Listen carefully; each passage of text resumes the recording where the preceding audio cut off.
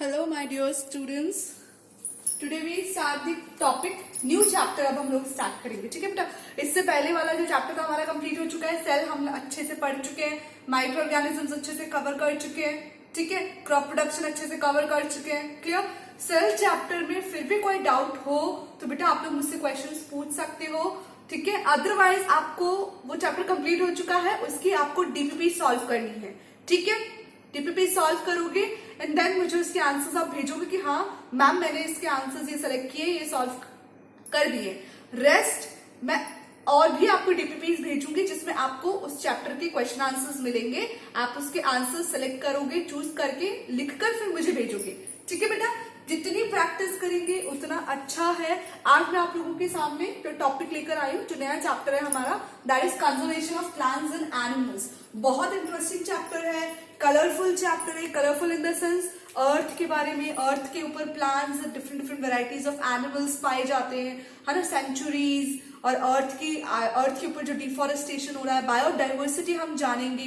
तो इसलिए मैंने आप लोगों के सामने आज पीपीटी फॉर्म में मैं आप लोगों के सामने ये लेकर आई हूँ, है ना. देखो प्यारा सा टाइगर बैठा है यहाँ पे. क्यों? क्योंकि ये जो जंगल है वो इस टाइगर का घर है ना. और हमें बहुत जरूरी है कि हम इन्हीं एनिमल्स को, प्लांट्स को हम सेव करें. तो स्टार्ट करें हम बेटा. Large varieties of plants, animals and micro organisms. ठीक है.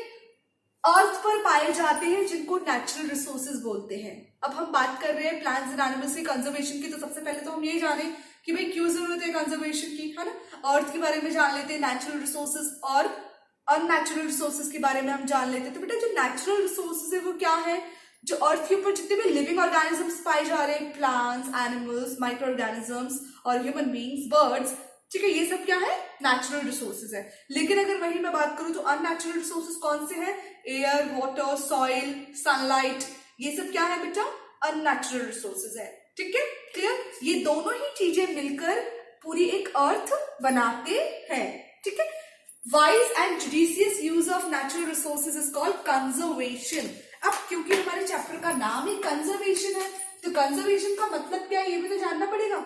कंजर्वेशन का मतलब होता है बचाना, किसी भी चीज को सेव करना.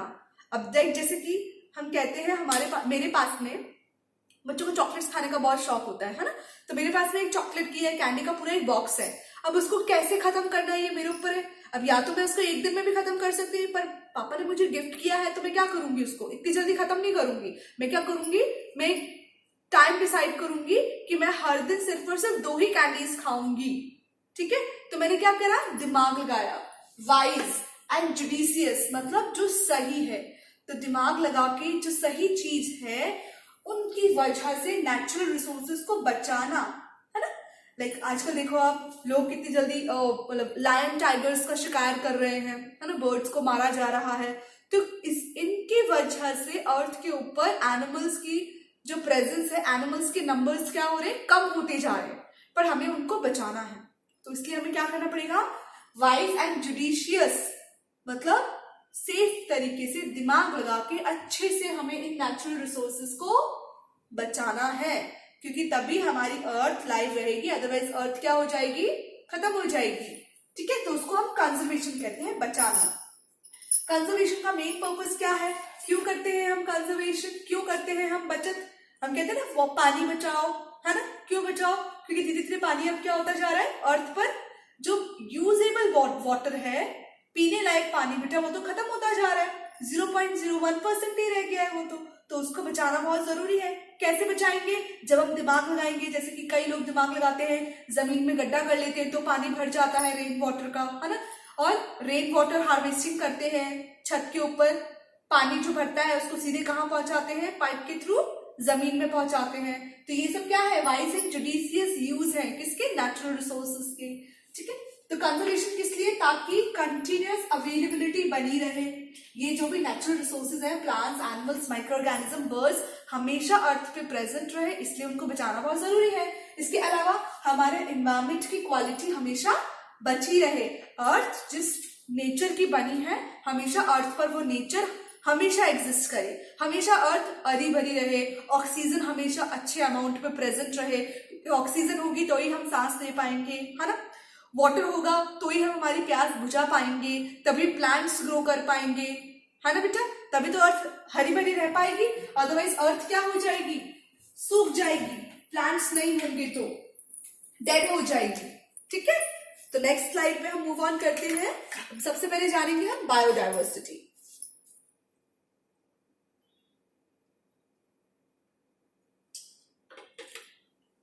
Variety of all living organisms present on earth is called biodiversity. Biodiversity क्या है बेटा, बहुत सारे ऑर्गेनिजम्स, आपको पता है ना कितने सारे लिविंग ऑर्गेनिजम्स हम पढ़ते हैं, इतने सारे लिविंग ऑर्गेनिजम्स जो अर्थ पे पाए जाते हैं उसको बोलते हैं हम बायोडाइवर्सिटी। अब देखो कौन कौन से, देखो आप वाइल्ड एनिमल्स पाए जाते हैं, है ना, हर्बीवोर्स पाए जाते हैं, है ना, डोमेस्टिक एनिमल्स पाए जाते हैं, ह्यूमंस पाए जाते हैं, छोटे छोटे स्मॉल माइक्रो ऑर्गेनिजम्स पाए जाते हैं। इसके अलावा देखो लैंड एनिमल्स पाए जाते हैं, वाटर एनिमल्स पाए जाते हैं। हो गए कि नहीं कितने सारे एनिमल्स। प्लांट्स की बात करें तो ऐसे ही प्लांट्स भी पता नहीं कितने कितने टाइप के हैं, herb, shrubs, long long trees, creepers, climbers, varieties of plants हो गए, और वेराइटीज ऑफ प्लांट्स की वजह से वेराइटीज ऑफ फॉरेस्ट पाए जाते हैं। तो इतनी सारी जो वेराइटी है लिविंग ऑर्गेनिजम्स की जो अर्थ पे पाई जाती है उसको हम बायोडाइवर्सिटी कहते हैं। क्लियर, ठीक है। जो सबसे ज्यादा कहां पाई जाती है, फॉरेस्ट में, है ना बेटा। अब हम जहां रहते हैं, क्या आपको आपके आसपास lion, tiger, polar bear, jackal ये सब देखने को मिलते हैं क्या? नहीं ना। लॉन्ग लॉन्ग ओक के ट्रीज, पाइन के ट्रीज देखने को मिलते हैं क्या? नहीं। तो ये सारी चीजें हमें कहाँ देखने को मिलेंगी? ये सब तो हमें जंगल में देखने को मिलेंगे, हमारे घर के आसपास नहीं पाए जाते हैं। ठीक है, जंगल अगर शेर वगैरह हमारे आसपास में रहने लगे तो हम तो जिंदा ही नहीं बचेंगे। तो इसलिए जो सबसे ज्यादा जो डाइवर्सिटी है बेटा वो कहाँ देखने को मिलेगी? फॉरेस्ट में, क्योंकि फॉरेस्ट में आपको डिफरेंट डिफरेंट टाइप के प्लांट्स देखने को मिलेंगे, डिफरेंट डिफरेंट टाइप के एनिमल्स देखने को मिलेंगे, बहुत प्यारी प्यारी सुंदर सुंदर बर्ड्स देखने को मिलेंगी। अब हेल्प्स टू रेगुलेट क्लाइमेट। बेटा देखो, बायोडाइवर्सिटी मतलब प्लांट्स, अगर प्लांट्स बहुत ज्यादा होंगे तो रेनफॉल हमेशा टाइम टू टाइम होगी, रेनफॉल टाइम टू टाइम होगी तो अर्थ का टेम्परेचर हमेशा नॉर्मल बना रहेगा। अदरवाइज आपने देखा है ना कि प्लांट्स आजकल इतना काट रहे हैं कि अप्रैल, मई, जून के समय में कितनी तेज गर्मी पड़ती है। तो टेम्परेचर को मेंटेन करके रखते हैं, क्लाइमेट रेगुलेट करके रखते हैं। ठीक है, क्लाइमेट चैप्टर हमने जान रखा है ना 7th क्लास में, वेदर एंड क्लाइमेट चैप्टर हमने पढ़ा हुआ है। ठीक है, तो क्लाइमेट मेंटेन करके रखते हैं, प्रॉपर रेनफॉल होती है, प्रॉपर हवा चलती है। कब होगा ये सब? जब प्रॉपर बायोडाइवर्सिटी पाई जाएगी। क्लियर, एयर और वाटर को प्यूरिफाई करते हैं, क्योंकि प्लांट्स एयर को प्यूरिफाई करती है, वाटर को प्यूरिफाई करती हैं। ठीक है, न्यूट्रिएंट्स की साइक्लिंग में हेल्प करते हैं। न्यूट्रिएंट की साइक्लिंग में कैसे? अभी एक प्लांट है, ठीक है, वो ग्रो कर रहा है तो प्लांट्स को सारे न्यूट्रिएंट्स कहाँ से मिल रहे हैं? सॉइल से मिल रहे हैं। अब जब वो प्लांट ग्रो करके उसकी एज पूरी हो जाएगी तो वो क्या हो जाएगा? जमीन पे गिर जाएगा। तो जो न्यूट्रिएंट्स उसने सॉइल से लिए वही सारे न्यूट्रिएंट्स वापस से सॉइल में मिक्स कर देगा। तो साइकिल चल रही है ना, न्यूट्रिएंट्स कहीं नहीं जा रहे, न्यूट्रिएंट्स सॉइल से प्लांट में और वापस प्लांट से सॉइल में। तो this is called cycling of nutrients, help soil की फर्टिलिटी। अब क्योंकि जो प्लांट्स ग्रो कर रहे हैं, जो एनिमल्स ग्रो कर रहे हैं, उन सबको न्यूट्रिएंट सॉइल से ही मिल रहा है, तो जब उनकी डेथ होती है दोबारा सारे न्यूट्रिएंट सॉइल में मिल जाते हैं, तो सॉइल की फर्टिलिटी भी हमेशा बनी रहती है।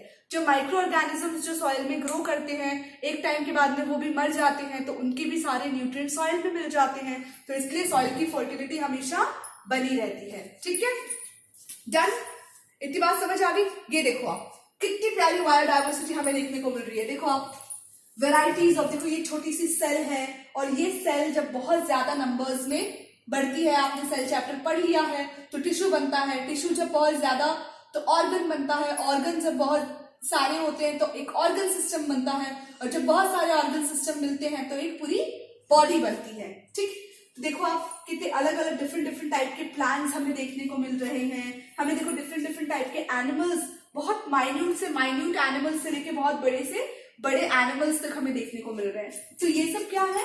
ये बायोडाइवर्सिटी है बेटा, जो अर्थ पर पाई जा रही है। क्लियर है ना? कितना प्यारा डायग्राम लग रहा है ना। आगे देखते हैं, चलो। बायोडाइवर्सिटी तो हमने जान ली बेटा, लेकिन अर्थ के ऊपर आज की तारीख में बायोडाइवर्सिटी का लॉस होता जा रहा है। पता है ना आपको, लायंस के नंबर, टाइगर्स के नंबर कितने कम हो चुके हैं, है कि नहीं। इसके अलावा बात करी जाए तो प्लांट्स, इतने मैक्सिमम अमाउंट में प्लांट्स कट रहे हैं कि जंगल साफ हो चुके हैं। आपने कई बार न्यूज सुना होगा कि जंगल में से पैंथर या लियोपर्ड, ज्यादातर पैंथर जंगल में से निकल के कहाँ आ गया, सिटीज के अंदर आ गया और बच्चों को खा गया। क्यों आ रहे हैं वो जानवर, जंगली जानवर शहरों में? क्योंकि उनके घर को तो क्या किया जा रहा है, खत्म किया जा रहा है। तो नॉर्मल सी बात है, अपने घर में अगर उसको जगह नहीं मिलेगी तो वो हमारे घर में आएंगे कि नहीं आएंगे और हमें नुकसान पहुंचाएंगे। तो बायोडाइवर्सिटी का लॉस क्यों हो रहा है, क्यों खत्म हो रही है ये डिफरेंट बायोडाइवर्सिटीज, क्यों स्पीसीज खत्म होती जा रही है? क्योंकि ह्यूमन बीइंग्स एक्टिविटीज करता ही जा रहा है। किस तरीके की एक्टिविटीज? फॉरेस्ट को काटना, जानवरों की किलिंग करना, शिकार करना। शिकार किस लिए? उनसे लेदर, उनकी स्किन मिलना, जिससे वो लेदर के प्रोडक्ट्स बनाते हैं, है ना, मेडिसिन बनाने के लिए। कभी कभार ऐसा होता है कि जंगल के आसपास में जो विलेजेस रहते हैं वो अपने गाय भैंसों को ले जाते हैं, काउ बफेलोज को, और वहां पे इतनी ग्रेजिंग करते हैं, वो ध्यान भी नहीं देते कि कैटल्स ओवर ग्रेजिंग कर लेते हैं। ओवर ग्रेजिंग मतलब हद से ज्यादा खाने लग जाते हैं, तो पूरा जंगल साफ धीरे धीरे कम समय में पूरा जंगल खत्म कर देते हैं वो। अर्बनाइजेशन का मतलब क्या हुआ? जब पहले क्या होता था, गांव होते थे, छोटे छोटे झोपड़ी जैसे घर होते थे, लेकिन अब आप देखोगे, आप मुंबई जाओ, आप कोलकाता जाओ, बड़े बड़े मेट्रो सिटीज में जाओगे, आपको वहां पे पेड़ देखने को नहीं मिलेंगे। आपको क्या दिखेंगे? बड़ी बड़ी बिल्डिंग्स, है ना, बड़ी बड़ी बिल्डिंग्स आपको देखने को मिलेंगे। तो वो सब क्या है? अर्बनाइजेशन कहलाता है कि लोगों ने जंगलों के पेड़ काट के वहां पे क्या बना दिए? बिल्डिंग्स खड़ी कर दी। Pollution of natural resources, air, water, soil, natural resources का क्या हो रहा है? पोल्यूशन हो रहा है। आप देखो, एयर पोल्यूटेड होती जा रही है, कार्बन डाइऑक्साइड की मात्रा बढ़ती जा रही है, सॉइल पोल्यूटेड होती जा रही है, वाटर पोल्यूशन हद से ज्यादा हो रहा है, क्योंकि हमारे घर का सारा कचरा कहाँ जाता है? नदियों में, समुद्र में डंप कर दिया जाता है। तो पोल्यूशन का लेवल बढ़ता जा रहा है, जिस वजह से वाटर के अंदर जो एनिमल्स पाए जाते हैं वो मर रहे हैं। हवा में इतनी पॉल्यूशन बढ़ गई है कि बेचारी चिड़ियाएं मर रही हैं, बर्ड्स मर रही हैं, समझ रहे? सॉइल की पॉल्यूशन इतनी बढ़ रही है कि सॉइल की फर्टिलिटी खत्म हो रही है। सॉइल की फर्टिलिटी खत्म होने की वजह से सॉइल के ऊपर प्लांट्स ग्रो नहीं कर पा रहे हैं। डिफॉरेस्टेशन का मतलब लार्ज अमाउंट में प्लांट का कटना। अभी हम आगे और देखते हैं स्लाइड्स में। तो ये कुछ रीजन है जिसकी वजह से बायोडाइवर्सिटी क्या होती जा रही है? खत्म होती जा रही है। ये देखिए, आप पिक्चर्स में आपको देखो अच्छे से दिख रहा होगा। ये देखो, ह्यूमन की एक्टिविटी देखो आप, वो पेड़ों को काटे जा रहा है, बिना सोचे समझे काटे जा रहा है, जिस वजह से देखो यहाँ की पूरी जमीन कैसी हो गई? कोई पेड़ पौधे नहीं है यहाँ पे। देखो ये कह रहा है ये आदमी, someday all these will not be yours, कि एक दिन ये सारी चीजें तुम्हारी नहीं होंगी। क्यों? क्योंकि एनिमल, जो ह्यूमन बींग्स है, वो देखो वो सारे जंगलों को काटे जा रहा है। ये देखो, दिस इज कॉल्ड अर्बनाइजेशन। ये देखो, और क्या आपको इस फोटो में एक भी पेड़ नजर आ रहा है? नहीं। क्या नजर आ रहा है हमें? बिल्डिंग्स और कार्स वगैरह हमें नजर आ रही हैं, है ना।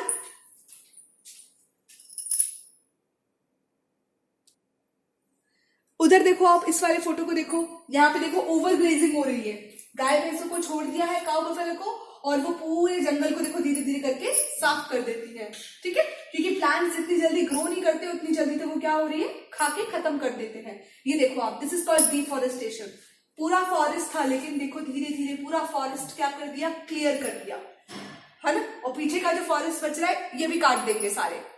क्यों? क्योंकि उनको वुड्स चाहिए, इस जगह पर उन्हें बिल्डिंग्स बनानी है।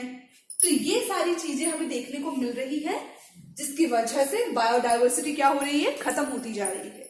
ओके बच्चा, आगे देखें, आगे की स्लाइड्स में देखते हैं क्या है। डिफॉरेस्टेशन। डिफॉरेस्टेशन का मतलब क्या है? आपको ये फोटो देखकर ही समझ आ रहा होगा कि पीछे जंगल है, लेकिन आगे का जंगल कट के साफ हो चुका है। देखो यहाँ पे कितनी सारी वुड्स पड़ी है, लकड़ियां पड़ी हैं। तो ये जो लार्ज स्केल में बहुत बड़े बड़े जो फॉरेस्ट होते हैं, उनको एक ही बार में काट के खत्म कर देते हैं, उसको हम कहते हैं deforestation. Large scale cutting of trees is called deforestation. Okay बेटा, इसका मतलब क्या हो गया कि पेड़ पौधों के ऊपर रहने वाले जो नेस्ट है, पेड़ों के ऊपर कौन रहता है बेटा? मंकीज, स्क्विरल्स, बहुत जितनी भी बर्ड्स है वो सब पेड़ों के ऊपर रहते हैं, नेस्ट बना बना के। अब बेचारे उन सबका घर तो क्या हो गया? खत्म हो गया। तो उनका हैबिटेट तो क्या हो गया? खत्म। क्यों? प्लांट्स, एनिमल्स, माइक्रो ऑर्गेनिजम्स जो इन जगह पर रहते थे, जो इन पेड़ों पे रहते थे, उन सबका हैबिटाट खत्म हो गया डिफॉरेस्टेशन की वजह से। तो नॉर्मल सी बात है, वो यहां से कहीं और जाएंगे रहने के लिए, तो कहाँ आएंगे? वो जहां हम रहते हैं, है कि नहीं बेटा? अब देखो डिफॉरेस्टेशन के कॉजेस क्या है, क्यों ये पेड़ पौधे काटे जाते हैं? क्योंकि उन्हें जैसे कि लैंड को यूज करना है, किस लिए? एग्रीकल्चर पर्पस के लिए, ठीक है। फसलें उगानी है तो फॉरेस्ट काट देते हैं, बिल्डिंग, घर बनाने हैं, बड़ी बड़ी रोड्स बनानी है, रेलवे ट्रैक्स बनाने हैं, डैम्स बनाने हैं, तो उस पर्टिकुलर जगह के पूरे पेड़ काट दिए जाते हैं, है ना। इंडस्ट्रीज बनानी है बड़ी बड़ी, या माइनिंग करनी है ना, खदानें खोदनी है, तो लार्ज नंबर में पेड़ों को काट दिया जाता है। कोई भी स्पेशल इकोनॉमिक जोन बनाना है, जैसे कि बड़े बड़े मॉल्स खोलने हैं, है ना, उपभोक्ता बाजार खोलने हैं, तो जगह साफ कर दी जाती है। फॉरेस्ट के प्रोडक्ट्स निकालने, जैसे कि वुड्स चाहिए, फूड चाहिए, है ना। फूड इन द सेंस आपने देखा होगा फॉरेस्ट के अंदर हमें हनी मिलता है, हमें लेटेक्स मिलता है ना। रबर बनाने के लिए हमें रबर का लेटेक्स मिलता है। इसके अलावा हमें बहुत सारे फ्लावर्स हमें वहां से मिलते हैं। इसके अलावा हम बात करें तो बहुत सारी वेजिटेबल्स एंड फ्रूट्स भी हमें वहां से मिलते हैं, ठीक है। रबर देखो ये रहा, हनी, रेजिन्स, ये सारी चीजें हमें वहां से मिलती हैं। तो ये सारी चीजें पाने के लिए लोग फॉरेस्ट को काट देते हैं। तो ये कुछ नतीजे हैं डिफॉरेस्टेशन के। देखो ये कुछ नतीजे हैं, ये इन वजह से देखो डिफॉरेस्टेशन होता है। देखो एग्रीकल्चर एक्टिविटीज, एग्रीकल्चर करना है तो लार्ज अमाउंट में लंबा जंगल काट दिया। लॉगिंग मतलब वुड्स चाहिए फर्नीचर बनाने के लिए, तो पेड़ काट दिए। अर्बनाइजेशन, घर बनाने हैं, बड़ी बड़ी बिल्डिंग बनानी है, तो पेड़ पौधे काट दिए। माइनिंग करनी है तो पेड़ पौधे काट दिए। कभी कभार डिजर्टिफिकेशन हो जाता है, रेन नहीं पड़ रही है, क्यों? क्योंकि सॉइल की फर्टिलिटी तो खत्म हो गई, सॉइल की पॉल्यूशन बढ़ती जा रही है, तो सूखा पड़ गया, तो पेड़ पौधे कम हो गए। फॉरेस्ट फायर, ये नेचुरल कॉज है। फॉरेस्ट फायर नेचुरल कॉज है, क्यों? जंगल में आग लग जाती है ना। कई बार जंगल में जब बहुत तेज हवाएं चलती है तो जो प्लांट्स है वो आपस में टकराते हैं और इस वजह से आग लग जाती है। तो बहुत मेजर अमाउंट में, बहुत मेजर एरिया में ये आग जंगल को खत्म कर देती है। तो ये कुछ है तरीके जिनसे डिफॉरेस्टेशन होता है। अब डिफॉरेस्टेशन की वजह से क्या क्या नतीजे हमें देखने को मिलते हैं। देखो अगर बहुत ज्यादा अमाउंट में पेड़ पौधे काटेंगे तो रेनफॉल कम हो जाएगी, क्यों? क्योंकि वाटर साइकिल पढ़ी है ना हमने। प्लांट्स जब ट्रांसपायर करते हैं, प्लांट्स में से भी तो क्या होता है, वाटर ट्रांसपायर करता है, तो वो क्लाउड्स बनाते हैं और फिर क्लाउड्स क्या करते हैं, रेन की फॉर्मिंग करते हैं। तो अगर प्लांट्स नहीं होंगे तो रेनफॉल नहीं होगा, है ना। सॉइल इरोजन, प्लांट्स क्या करते हैं, सॉइल को पकड़ के रखते हैं ना, होल्ड करके रखते हैं, रूट्स होल्ड करके रखती है प्लांट सॉइल को। तो अगर प्लांट्स नहीं होंगे तो सॉइल को कौन होल्ड करेगा? तो अगर बहुत तेजी से पानी आएगा तो सॉइल इरोज हो जाएगी, सॉइल बह के चली जाएगी, तो सॉइल इरोजन हो जाएगा। एटमॉस्फेरिक गैसेस में इम्बैलेंस, क्योंकि अगर प्लांट्स नहीं होंगे तो ऑक्सीजन और कार्बन डाइऑक्साइड का लेवल इम्बैलेंस हो जाएगा, है ना। ऑक्सीजन का लेवल कम हो जाएगा, कार्बन डाइऑक्साइड का लेवल बढ़ जाएगा, तो एयर कैसी हो जाएगी, पॉइजनस, हम सांस नहीं ले पाएंगे। क्लाइमेट्स में चेंजेस आने लग जाएंगे। आप देख रहे होंगे कि अभी डिफॉरेस्टेशन इतना हो रहा है कि क्लाइमेट्स में चेंजेस हमें अभी भी देखने को मिल रहे हैं। कई जगहों पर बारिश बहुत ज्यादा हो जाती है, कई जगहों पर बारिश बिल्कुल नहीं हो रही है। गर्मी के टाइम पे गर्मी में टेम्परेचर बहुत ज्यादा हाई हो जाता है और सर्दियां अब बिल्कुल भी नहीं होती हैं। तो आपने ये चेंजेस देखे, क्यों हो रहे हैं changes? Due to the deforestation. Natural calamities, कभी भी अर्थक्वेक आ जाता है, कभी भी फ्लड आ जाता है ना। इवन नेचुरल कैलामिटीज में आप देखो आजकल क्या हो रही है, बहुत खतरनाक बीमारियां भी फैल रही हैं, है ना। नेचुरल हैबिटाट्स, जानवरों की रहने की जगह भी क्या हो रही है, खत्म होती जा रही है। फॉरेस्ट के प्रोडक्ट्स की कमी हो रही है, क्योंकि अगर एक बार में इतने बड़े बड़े फॉरेस्ट के प्रोडक्ट्स को ले लिया जाएगा तो फॉरेस्ट कट जाएगा, तो दोबारा से वो प्रोडक्ट्स कहां से डेवलप करेंगे? तो इसलिए फॉरेस्ट के प्रोडक्ट्स में भी कमी आ जाएगी। And reducing water table, normal सी बात है बेटा, अगर रेनफॉल कम होगी तो पृथ्वी पर पानी कैसे आएगा, और पृथ्वी पर पानी नहीं पड़ेगा तो ग्राउंड वाटर कैसे बनेगा, है ना। सॉइल प्रोफाइल हमने जानी थी ना 7th क्लास में, जब अर्थ के ऊपर वाटर फॉलिंग होगी तभी तो अंडरग्राउंड वाटर में, अंडरग्राउंड सॉइल में वाटर जाएगा, और जब अंडरग्राउंड सॉइल में वाटर जाएगा तभी तो वाटर टेबल मेंटेन हो पाएगी। ठीक है बेटा, क्लियर? पॉइंट समझ आए हमें? सो ये देखो डिफॉरेस्टेशन, कितने सारे पेड़ काट दिए एक बार में ही, कितने सारे पेड़ काट दिए जाते हैं। इन पेड़ों को काटने के लिए एक जगह है राजस्थान में, जोधपुर डिस्ट्रिक्ट, खेजड़ी जगह है वहां पे, है ना। आपने चिपको मूवमेंट का नाम सुना होगा ना, अमृता बिश्नोई ने ये चिपको मूवमेंट स्टार्ट किया था। क्या होता है चिपको मूवमेंट में? इट्स लाइक पेड़ों से चिपक जाना। आई थिंक शायद मेरे पेड़ों से चिपक जाना, देखो ये किस तरीके से पेड़ों से चिपक गई है। तो जो अमृता बिश्नोई थी, वो जो पूरे बिश्नोई जो कम्युनिटी के जो लोग थे, समथिंग अबाउट 363 पीपल्स, उन सब ने पेड़ों को हग कर लिया था, क्योंकि वहां पे जो पर्टिकुलर जो राजा था, जो वहां का जो गवर्नर था, वो उन पेड़ों को काटना चाहता था। तो इन सब ने प्रोटेक्ट किया, अमृता देवी और उसके 3 डॉटर्स और 363 बिश्नोईज, इन सब ने प्रोटेस्ट किया, उन पेड़ों को जाके चिपक गए और उनकी डेथ हो गई। क्यों? क्योंकि पर्टिकुलर जो गवर्नर था उसने क्या किया, पेड़ों के साथ साथ उन सबको भी काट दिया था। ठीक है, तो इसलिए वो चिपको मूवमेंट के नाम से आज भी हम उसको पढ़ते हैं। तो चिपको का मतलब होता है to embrace, to hug. Tree huggers originated Khejarli, Jodhpur district में ये मूवमेंट सबसे पहले चला था। इसके बाद ये और भी सुंदरलाल बहुगुणा, इन्होंने भी ये मूवमेंट चलाया था। ओके, तो ये टॉपिक हमारा आज का यहीं पे हम कंप्लीट करें बेटा। कल हम फर्दर टॉपिक पर आएंगे। आप लोग अपनी अपनी एनसीईआरटी जरूर रीड करना बच्चों।